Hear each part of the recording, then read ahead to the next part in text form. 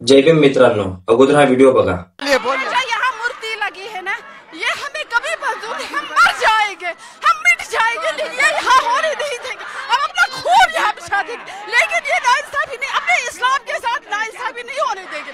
ये हमारे इस्लाम का मामला है, इस्लाम का मामला है, इस्लाम के साथ खिलवाड़ नहीं होना चाहिए। तर काश्मीरमध्ये एका मस्जिदीत भारताचे राष्ट्रीय चिन्ह यांना गोट्याने फोडण्यात आला आणि ते सांगतात की आम्हाला मूर्तीपूजा नकोय, आम्ही मूर्तीपूजा करत नाही। तर सर्वात अगोदर तर ती मूर्ती नाही, ते भारताचे राष्ट्रीय चिन्ह आहे हे त्यांना समजत यावं।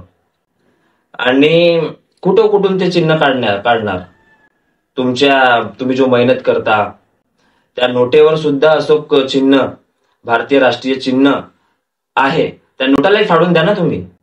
डॉक्टर बाबासाहेब आंबेडकरांनी, शिवाजी महाराजांनी सांगितले की सगळे जाती धर्मातल्या लोकांचं तुम्ही रिस्पेक्ट करा। माझे स्वतःचे मित्र कोणी ख्रिश्चन आहेत, इस्लाम आहेत, हिंदू आहेत, सगळेच आहेत।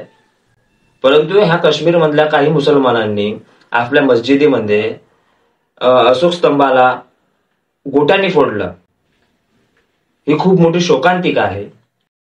असे कित्येक भारतातले मुसलमान आहेत ज्यांनी विरोध केला। हे व्हिडिओ बघा। नहीं, गलत हुआ है। हमारे देश का एक चिन्ह है, उसका मान सम्मान करना हमारा फर्ज है, हमारी जिम्मेदारी।